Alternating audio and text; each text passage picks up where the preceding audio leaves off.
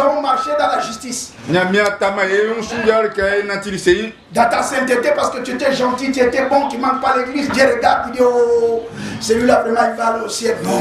Au Seigneur, là, même pas à finir, à Élisa, à Seigneur, peut-être, à cause de mango, mais quand il y a mis un gain, il a fait ça. Je n'ai pas dit de ne pas venir, il faut venir à l'église. Mais tu ne seras pas agréé parce que tu viens à l'église. Parce que tu peux venir à l'église simplement pour préparer ton chemin pour aller en enfer. Tu vas me dire, mes frères, comment ça? C'est parce que quand tu viens ici, tu ne crois pas. Pendant que je parle, toi, tu doutes. Mais la finalité, c'est l'enfer. Vous voyez? Nous voulons venir et croire. Dieu soit loué. C'est ça. Alléluia. Tu ne seras pas agréé parce que tu chantes bien. Qu'est-ce qui avait agréé d'abord depuis le commencement? Parce qu'il y avait des adorateurs. Dieu a commencé dans ça. Allez avec moi la jeunesse. Alléluia. Nous voulons rester dans ce que Dieu a agréé. Avant qu'on puisse aller dans Genèse, allez dans Genèse mais dans Hébreu. Nous sommes dans Genèse mais dans le livre d'Hébreu chapitre 11. Genèse mais dans Hébreu. Hébreu chapitre 11. Nous lisons à partir du verset 4. C'est par la foi qu'Abel offrit à Dieu un sacrifice plus excellent. Que celui de Caïn. C'est par elle qu'il fut déclaré juste. C'est par elle. Par elle. Dieu approuva ses offrandes. Et c'est par elle qu'il parle encore quoi que mort. Je crois que tous nous avons lu. Si nous avons lu, disons Amen. Que je vois vos mains. Amen. Je vois vos mains s'il vous plaît. Vous avez dit avec moi? Oui. C'est bien. Dans Hébreu, nous avons touché. Cela veut dire que nous avons touché Genèse. C'est le commencement de tout. Remarquez, il nous a montré comment est-ce qu'Abel a été agréé. L'écriture dit c'était par la foi. Mais cette foi-là est venue parce qu'Abel a présenté un sacrifice agréable à Dieu. Mais remarquez que ce sacrifice-là qu'Abel avait présenté,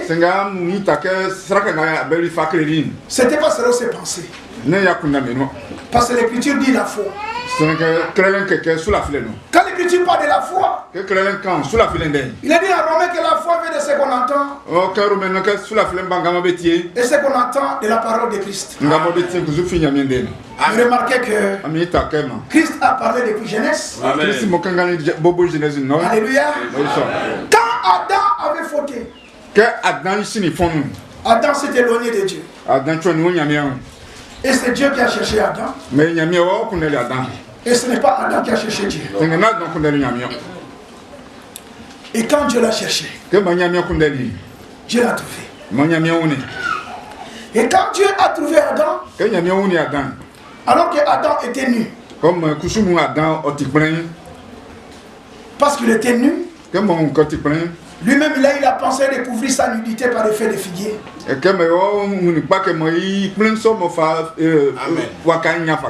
il se cacha loin de la face de Dieu. Et c'était ça la religion. L'homme cherche à se couvrir. Dieu ne veut pas que tu te défends.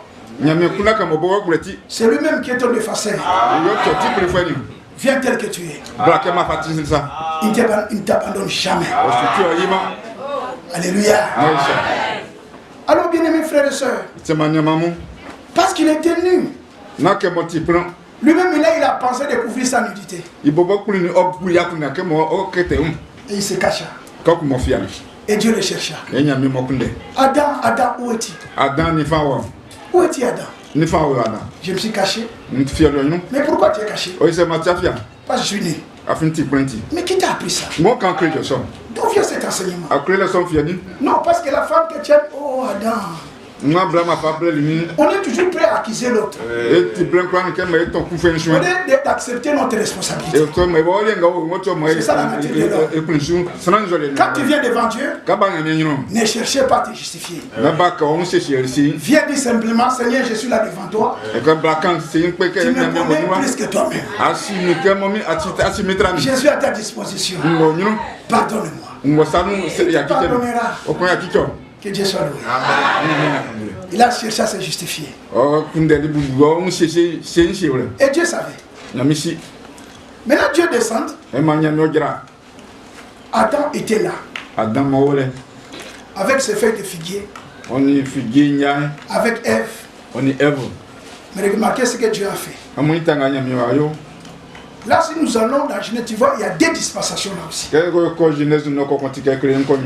Nous allons un peu vite. Dieu enlève, c'est Dieu qui a enlevé. Exactement ce qu'ils ont dit à Josué, vois, j'enlève. Dieu a enlevé le feuille de figuier. Il a enlevé le feuille de figuier d'Adam. Il a enlevé les feuilles de figuier d'Ève. Ils sont revenus tels qu'ils étaient nus. Remarquez, ils avaient honte. Hein? Mais Dieu les a encore déshabillés. Et ils n'ont pas discuté avec Dieu. Mais comment tu nous fais ça? Et tu ne vois pas que les lions vont voir? Non, vous allez rester comme ça. Et ils étaient là. Maintenant écoutez, ils ne se sont pas débrouillés. Ils étaient là, ils observaient simplement ce que Dieu faisait. Alors qu'ils venaient de voir ce que Dieu avait fait à faire du serpent. Il a mordu le serpent. Adam a vu. Ève a vu. Maintenant que Dieu les a enlevés les feuilles de figuier, il était là, qu'est-ce qu'il va faire? Amen. Qu'est-ce qu'il voit? Le Seigneur prend un animal.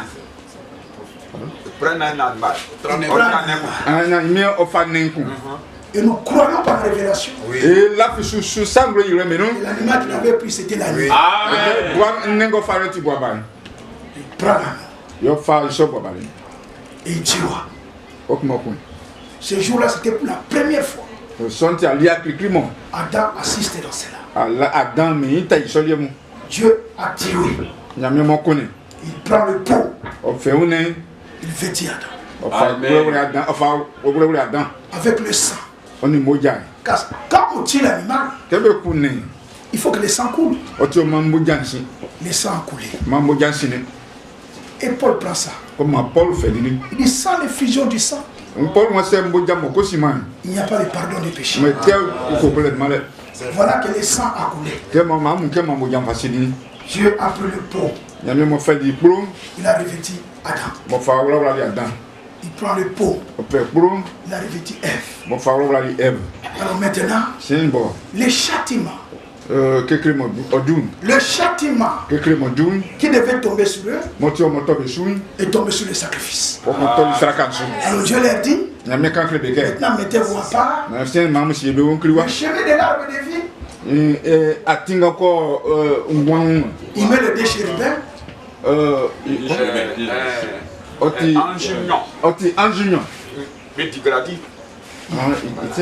Pour garder le chemin de l'arbre de vie. Parce qu'il voulait d'abord résoudre le problème du péché. Parce qu'il avait donné raison.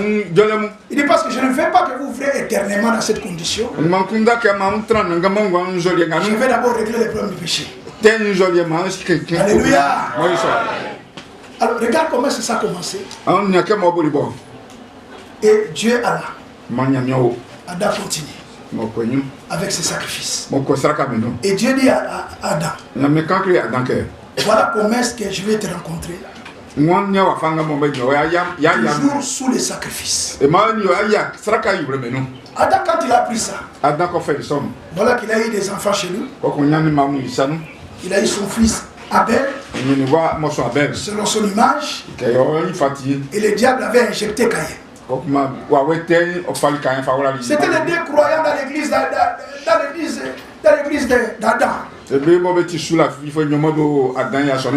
Mais le cœur de la prédication que Adam enseignait, c'était le sacrifice. Il a enseigné dans sa maison. Regardez comment vous devez retourner à Dieu. C'est toujours au moyen de sacrifice. Il faut un animal. Sans l'effusion de sang, vous ne serez pas réconciliés. Maintenant, l'heure était venue où eux aussi. Cela veut dire Abel et Caïn, qui étaient les croyants de l'assemblée d'Adam, qui devaient mettre en pratique cette parole, qui les écoutaient. Alors leur temps était arrivé. Voilà qu'arrivé le moment où ils devaient offrir. L'Écriture dit, c'est par la révélation, par la foi, Abel prit l'animal. Mais Caïn a refusé lui-même. Parce que tout a été donné. N'est-ce pas qu'on voit la nature de Caïn jusqu'aujourd'hui? Tout a été donné, mais lui il a refusé. Qu'est-ce qu'ils ont cherché? Les fruits de la terre.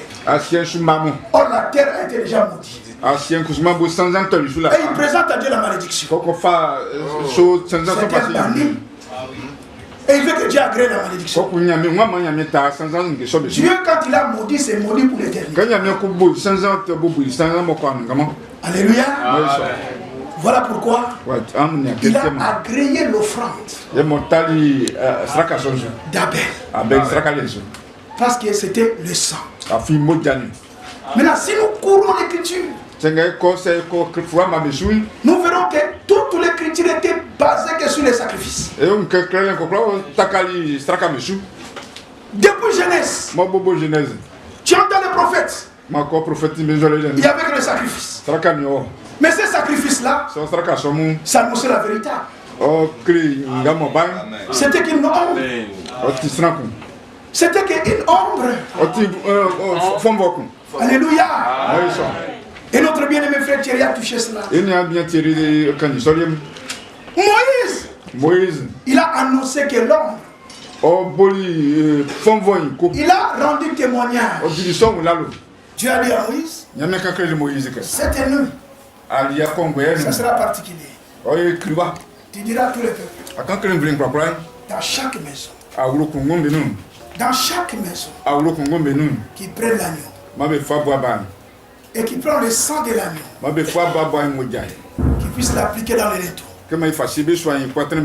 Parce que moi, Dieu, je passerai. J'aime cela. Dieu a dit, quand je passerai, je verrai le sang. Pas je regarderai Gershom. Je regarderai Yokobek. Ou je regarderai qui? Aaron. Ou Moïse, non. Je verrai le sang. Quel sang? Sang du sacrifice. Pourquoi le sang? Parce que dans le sang, il y a la vie de la chair. La vie du sacrifice. Alléluia. Je vais voir cette vie-là. C'est seulement ce que je vais voir. Je ne regardais pas vous, mais je regardais ce que moi j'ai fait pour vous. Alléluia. Et Moïse a rendu ce témoignage. Maintenant, parce qu'il devait quelqu'un qui devait l'annoncer, Moïse a rendu témoignage de ce qui devait être annoncé. Allez avec moi dans Colossiens. Colossiens chapitre 1. Alléluia. Oh, que Dieu soit loué. Je crois que vous me supportez. Vous suivez la parole. Ah, gloire à Dieu. Dans Colossiens chapitre 1. Colossiens d'être kundoi. L'apôtre Paul dit. Akoto Paul c'est que. Verset 25. Ou commençons verset 24. Je me réjouis maintenant dans mes souffrances pour vous. Et ce qui manque aux souffrances de Christ, j'ai la chair à ma chair. Pour son corps qui est l'église. C'est d'elle que j'ai été fait ministre. Selon la charge que Dieu m'a donnée auprès de vous. En fait que j'annonce. Pas je rends témoignage. J'annonce. Pas à moitié. Pleinement. La parole de Dieu.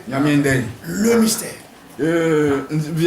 Caché de tout temps. Le cas de Moïse était caché. Dans tous les âges. Mais révélé maintenant à ses saints. À ses saints. Alléluia. Oh, que Dieu soit loué. Nous sommes au temps où maintenant Dieu annonce ces mystères. Dans 2 Corinthiens. Dans 2 Corinthiens chapitre 5. Écoute-moi encore cela. Ce grand mystère est que dans 2 Corinthiens chapitre 5. Verset 19. Car Dieu était en Christ, réconciliant le monde avec lui-même. Frère, tu peux me lire ça? Car Dieu était en Christ, réconciliant le monde avec lui-même, en n'imputant point aux hommes leurs offenses. Et il a mis en nous la parole de la réconciliation. Continue. Nous faisons donc les fonctions d'ambassadeurs pour Christ. Comme si Dieu exhortait par nous, nous vous en supplions au nom de Christ. Soyez réconciliés avec Dieu. Alléluia. Celui qui n'a point connu le péché, il a fait devenir péché pour nous, afin que nous devenions en lui justice de Dieu. Alléluia. Amen. Voilà ce que Dieu a fait. Voilà ce que Dieu a fait pour toi en Jésus. Voilà les sacrifices parfaits que Dieu a agréés encore. Le grand Dieu Elohim était en Jésus. Oh Jésus. Mais pourquoi? Pour réconcilier l'humanité avec lui-même. Et dans cette réconciliation, il n'est pas venu pour imputer aux hommes leurs offenses. Non, messieurs. Parce qu'il sait de quoi nous sommes formés. Il est venu pour te sauver. Alors, le salut, il a mis ça en Christ. Lorsque tu acceptes Jésus de tout ton cœur, parce que c'est lui, l'homme Jésus, l'offrande parfaite que Dieu a donnée pour le salut de ton âme, c'est Jésus-Christ. Alléluia. Et Dieu a tant aimé le monde qu'il a donné son Fils unique, afin que quiconque croit en lui ne périsse pas et qu'il ait la vie éternelle. Il a déjà donné Jésus. Alors aujourd'hui, si tu donnes ton cœur à lui, tous tes péchés sont pardonnés. Alléluia. Nous disons tout. Sont pardonnés. Aujourd'hui, c'est possible que tu sois réconcilié avec lui. Voilà la justice de Dieu. Voilà la bonne nouvelle. Voilà le vainqueur. Le vainqueur, c'est celui qui a accepté ce que Dieu a fait pour lui. Alors cette offre, c'est pour toi encore aujourd'hui. Ainsi, ne sortez pas d'ici Ne sortez pas. Sans avoir donné ta vie à lui. Ne sortez pas d'ici. Sans avoir présenté ton cœur à lui. Parce qu'il est tout pour toi. Il est la solution à tous tes problèmes. Il est celui qui soutient toute ta vie. Il est celui qui t'abandonnera jamais. Et il ne peut jamais se fatiguer de toi. Il est ton Dieu. Il est ton époux. Alléluia. Alléluia. Lève-nous. Parce que nous allons prier. Ayez foi en Dieu. Je vais prier maintenant pour l'église. Cette prière est adressée au vainqueur. Parce que nous sommes à sa présence. Oh Jésus. Et qu'il a payé le prix. Amen. Il n'y a plus rien qui peut nous empêcher d'entrer dans son sanctuaire. Nous voulons maintenant entrer à sa présence.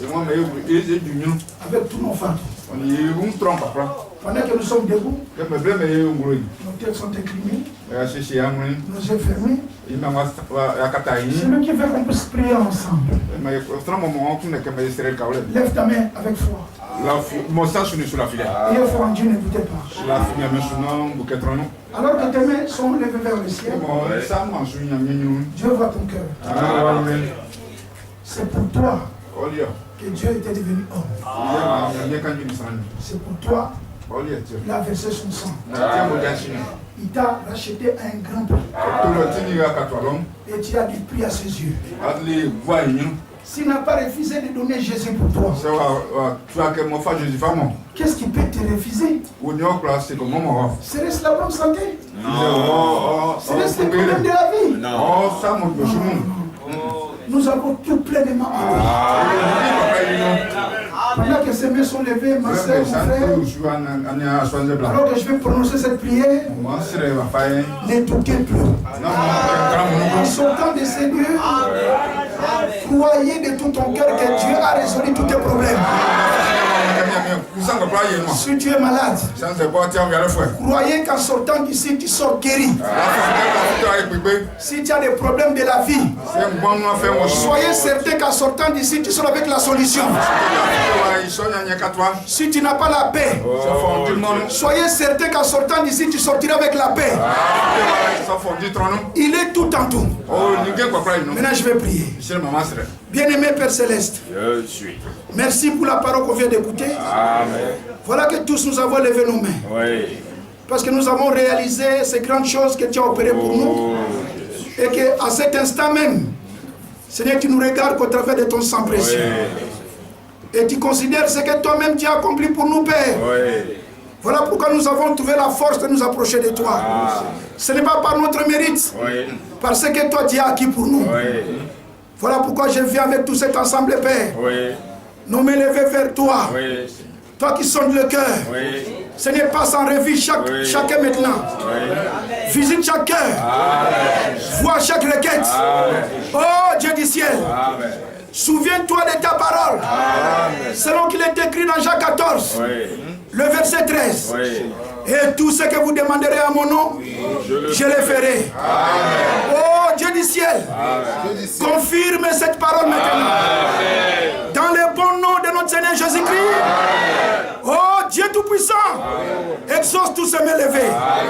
Exauce mes soeurs, exauce mes frères, exauce-nous tous en ces lieux. Seigneur, merci. Parce que tu as écouté notre prière. Merci Seigneur. Parce que tu as exaucé. Amen. Que l'honneur, la gloire, la majesté reviennent à toi. Alléluia. Église de Dieu vivant. Amen. Si nous croyons que Dieu nous a exaucés, disons tous Amen. Amen. Disons encore gloire à Dieu. Alors, levons tous nos voix.